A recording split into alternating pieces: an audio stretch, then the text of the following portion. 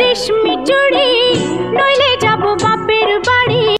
তুমি দোকানে চুরি করতে গেছিলে কেন?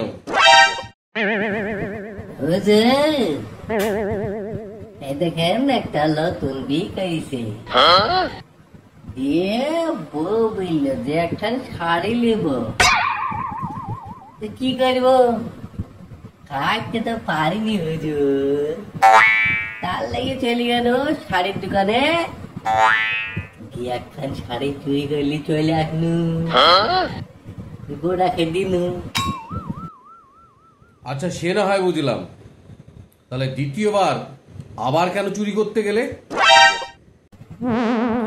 আর বলবো হুজুর, যখন ওই শাড়িটা লেখে দিল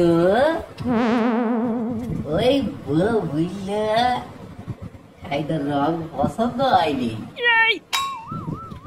তার লেগে আবার সেই দোকানে গেল বউয়ের পছন্দ মতো রংটা খুঁজি দোকান থেকে চুরি করলি চলে আসতো। বউকে দিনু, বউ শাড়িটা ভালো করে দেখার পরে বলল যে এই শাড়িটা ঠিক আছে কিন্তু ডিজাইনটা পছন্দ হয়নি। সেও তোমার কথাটা বুঝলাম, একই দোকানে আবার তুমি কেন তৃতীয়বার চুরি করতে গেলে? লাস্টের বার কেন ওই যে বউ বলেছিল ডিজাইনটা পছন্দ হয়নি, রংটা পছন্দ হয়েছে, কেন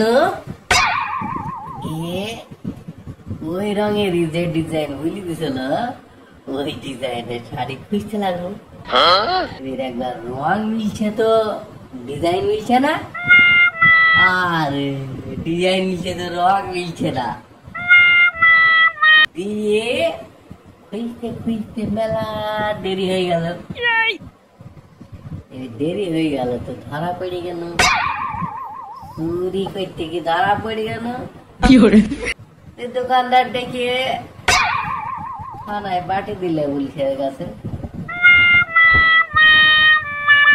থানার লোক আবার পুলিশরা সোজালি চলে আসলে হুজুর আপনার আদালতে কি জানেন করে আমি ধরা পড়ে গেছিল, যা করবেন করেন। আপনি যদি ভাবেন হুজুর আপনাকে দেখে আমি ভয় পাচ্ছি, ঠিকই হয়েছে, আপনাকে দেখে আমার ভয় লাগছে। না সাজা দিবেন সাজা লিব দেন, আর কি করা যাবে। অপরাধী যেহেতু নিজেই স্বীকার করেছে যে সে চুরি করেছে, সেহেতু অপরাধীকে ফাঁসির সাজা দেওয়া হবে। তুমি শুনছো? তুমি চুরি করেছো এবং তুমি সেটা নিজের মুখে স্বীকার করেছো, তোমাকে ফাঁসির সাজা দেওয়া হবে। ফাঁসি দিবেন হুজুর? তা ফাঁসি দিবেন, কিন্তু মরার আগে আমার একটা শর্ত আছে হুজুর। কিন্তু শর্তটা হলো যে যে লোকটা আমার এই গলাতে ফাঁসি দড়ি পরাবে সেই লোকটাকে বুঝতে হবে যে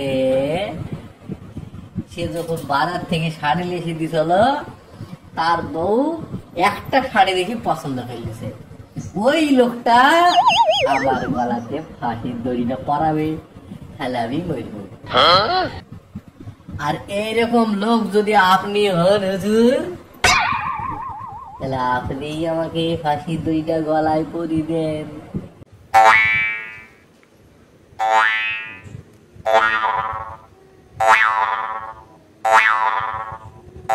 ঠিক আছে, সামনে পুজো এসছে তাই তোমাকে ছেড়ে দিলাম, যাও।